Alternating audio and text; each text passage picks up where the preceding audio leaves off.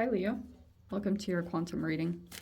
This is for Leo, Sun, Moon, or Rising. Welcome to my cross watchers. Cross watcher, you could be dealing with a Leo. Message could be for you. Take it however it resonates with you and your situation. Keep in mind that these are general, timeless readings. If you guys are wanting to check out any of my services, my website is linked down below in the description box. Go ahead and check that out if you would like. You can also follow me over on Instagram. My information, or that link, is also listed down below. I just post more things on quantum physics, a bunch of things that I just play around with energetically over there. Wow. Wow. Wow. High frequency stuff. Ooh. So yeah, thank you guys so much for liking, subscribing. Thanks for all the ways you've supported the channel. Let's dive in. Okay. This is amazing because I've talked about this previously. We have spider, golden eagle, and jaguar. What an interesting combination. Okay.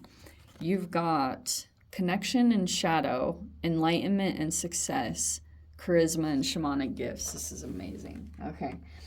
Looks like you've got a person that, like, maybe you have been caught up in this person's web energetically. There could have been some energetic bonds that you had attached to this person. It feels like you are moving into enlightenment and success over that. For those of you, you could have been, I think that this connection was to someone else's shadow, which AKA means that you could have been connected to, like, your frequency. And see how you have the jaguar with charisma and shamanic gifts? Your frequency was like the main part of it. And you could be realizing that it was almost like you couldn't shift this person's behaviors. They are who they are, but you could have felt kind of stuck. See how the web is like very sticky? I always talk about, like, shame and guilt are very sticky energies. Like, you can feel stuck to another person and you can't, like, shake them. And it's because of shame and guilt. It will do it every time. And you, for a bit, you can feel caught up in it because you're so, like, focused on this other energy and it appearing to be almost like encroaching on your space or your boundaries.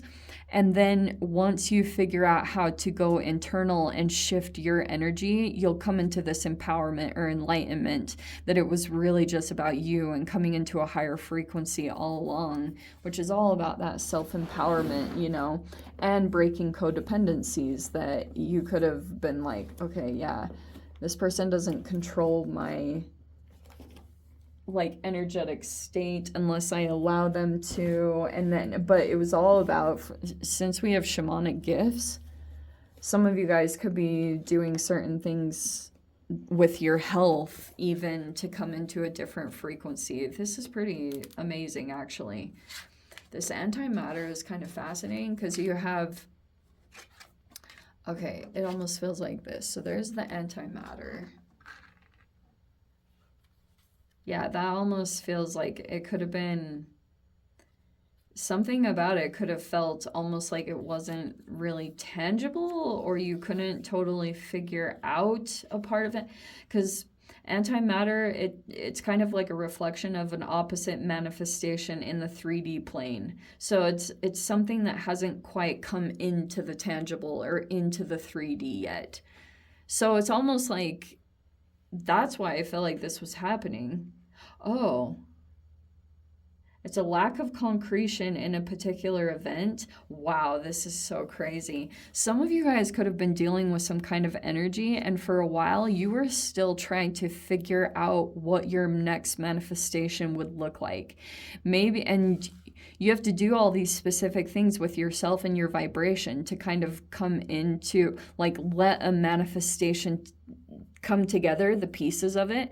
It, like, comes together in a particular frequency. And however you guys are receiving that, which feels like to me this enlightenment, every time that you receive a piece of information or something, it's going into this manifestation. It's actually starting to take form. But you always have to come into this high frequency, or you need to elevate yourself or go to your self-care. It's all about that for you over this week. Wow, what a fascinating combination. It's just so it's like very clear cut. This is not a diluted or like a confusing, conflicting message. It's really straightforward about, like, because the star to me, first off, the 528 hertz, it's unite, integrate, and embrace. So you unite with yourself, you integrate with yourself, you come into union with yourself, and then you embrace what comes from that alignment. So that is a part of your process. Like 528 hertz is the love frequency, which is actually really beautiful. And the star, like, it's an interesting combination because your manifestation is filling in every time you come into a love frequency, probably from self-love, but that might also be taking you into some kind of divine love. I don't know what it's talking about, but that's what it's telling me. Star energies also can open up portals, energetic portals. So that's actually really cool. And the star, which is almost like an Aquarian energy, which is your opposite sign. So it's like every time you do these little things to kind of fill in this dark aspect of yourself, everything that you receive through your own enlightenment, it's like this thing, it's coming together specifically. And I think that you could be figuring out what your manifestation is. And like, even though you have this other thing that feels like it's encroaching on you, or you feel caught up in the web a bit, you have to keep going to some kind of self-care, or you have to specifically get the frequency going on this thing, and then something fills in the gaps. You have the Hanged Man. This is a cool reading. Okay. Yeah, see? And that's like this is so funny. It's like getting out of Dodge. You know, it's like there's this thing that's going to formulate all of a sudden, and you'll be making some kind of transition. Or some of you guys, you keep seeing this energy coming closer to you, and you keep making some kind of movement, or you're going to more peaceful environments. That's what feels like is at the forefront of this energy. This is kind of encroaching in a shadow way. We have the Six of Cups. There's a lot of, the retrograde is pulling in something from the past. It feels deeper though. So some of you guys, if you felt trapped in some kind of environment from your past and you felt like you couldn't get back, it feels like chemically you're trying to work through that and come into a higher frequency. That's a part of the integration that's taking place. So whatever environment, that's why I feel like if there are any significant memories that are being triggered at this time or ignited, it's tied to that. The retrogrades will always bring back something significant from your past. And as I always say, the more that you are kind of in some hermit energy, either like doing work on your own, it doesn't have to mean you're completely single, but that's why that process of the more that you're kind of on your own, it keeps pulling in past stuff. Like, and there could be something, look at the sixes in the center. So you have like these major arcanas, and sixes are about harmony and balance. We have the Five of Wands. Well, that's interesting. We have the Seven of Swords. The Wheel of Fortune. That's so funny. Okay. I'm only chuckling because, never mind. It's a totally different situation. We have the Lovers. Okay. Ah, nice. Okay. And then the Five of Pentacles and the Ten of Wands. Okay. So some of you guys could be dealing with, wow, like specifically 12th house, 6th house. Wow. This is Pisces, this is Virgo. They're houses that sit exactly across from one another. I don't know if you guys have any connection to either of those signs, but huge significance on Jupiter. There's also the Lovers with Gemini, so I'll throw that out there too, but this is a big thing right here. Okay, so Hanged Man is 12th house work, which is deep psyche. 6th house is your routines and it's your health. It can also be job related. Some of you guys could be in transition where you're trying to move. This is freaking crazy because remember how I talked about the significance of the sixes and Virgo is the 6th house? So you could be working with, like, you could be trying to make a transition from job to career, 10th house, and you do it through routines. That's what Virgos are famous for, like the way that you access the 10th house, like move into your career. So for some of you guys, if you're doing stuff in connection to your entrepreneurship in any particular way, you'll want to get really fine-tuned on your routines right here with the 6th house. And I do think that there is an energy trying to come back from the past, and you are trying to stay away from either the drama or the conflict, because I think that there's a person here that if you become interconnected with this drama, or if it like decreases your energy, because look at you making progress. You start out with the 6s because you're like maybe sacrificing some momentary pleasures, or you're kind of like, okay, I'm gonna get rid of this, because even though like maybe you're working with dopamine stuff like dopamine fasting or things like that, that can be a part of the Hanged Man, where you like hold off momentary pleasures because it's like for in the long run you realize it's gonna, like, your higher self is gonna be glad that you did it, that type of a thing. And there's something here that if you become like if you decrease your energy by getting caught up in like conflict or drama, somehow it takes from you, and you might be feeling as though there's a person here, I'm going to say this straight up, you have a strong bond with a particular person, and this person might like try to, like, it could be this person actually gets fuel if they can trigger you into like a possible argument. And this, oh wow, Leo, this is so fascinating. Get this. Okay.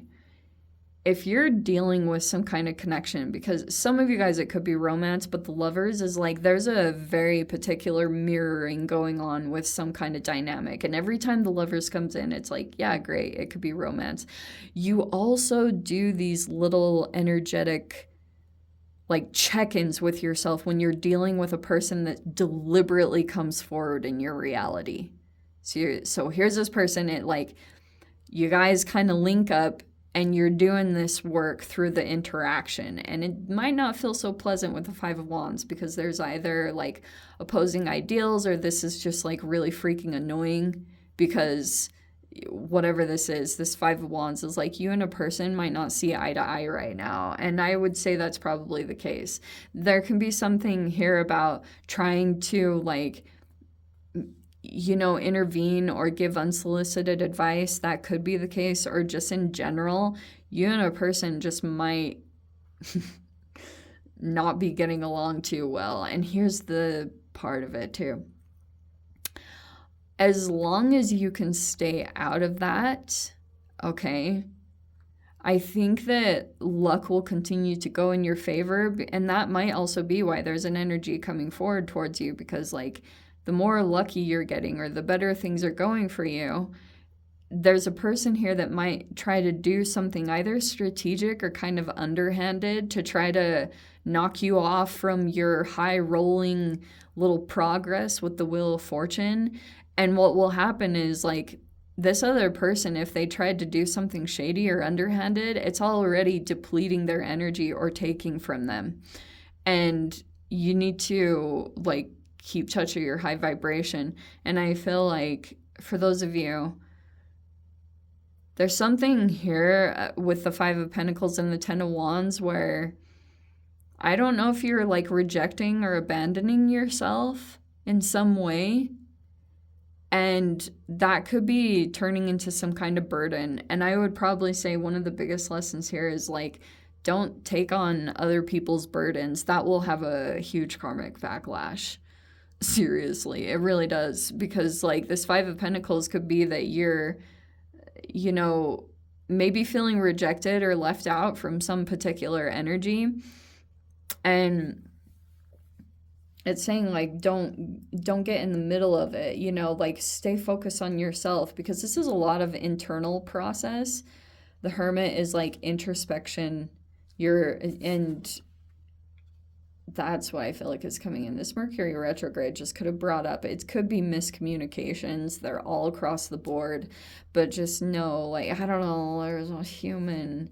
I think that once you release some kind of burden, that it's either not yours to carry anymore. It could just be something that some of you guys could be releasing something significant, and that could have been the foundation of a lot of it. That you could have, some of you guys, you could have either not been able to go toward your wish fulfillment or manifestation at this time. And that could be playing out in some of your dynamics where you're not completely satisfied with this area of your life, that you want to go better. And you're like, trying to feel better in the moment, but it's actually causing more conflict when you get like into something. I just keep getting this backfiring. I don't know if I'm making any sense, but you do have the 9 of Cups. I think once you release something emotionally, everything's just going to kind of come back online. You'll start to feel better. There's just something that you need to let go of, that some of you guys, it could have drained your finances. When you let it go, you're going to feel like a freaking $1,000,000, okay? So I'm going to leave it there, Leo. I'm going to dive into the extended, see whatever else wants to come out. If you guys want to join me over there, feel free. Go down below, click on the Vimeo link, see it over there. But if this is where we leave things, sending you so much love, wishing you all the very best. See you in your next reading. Take care.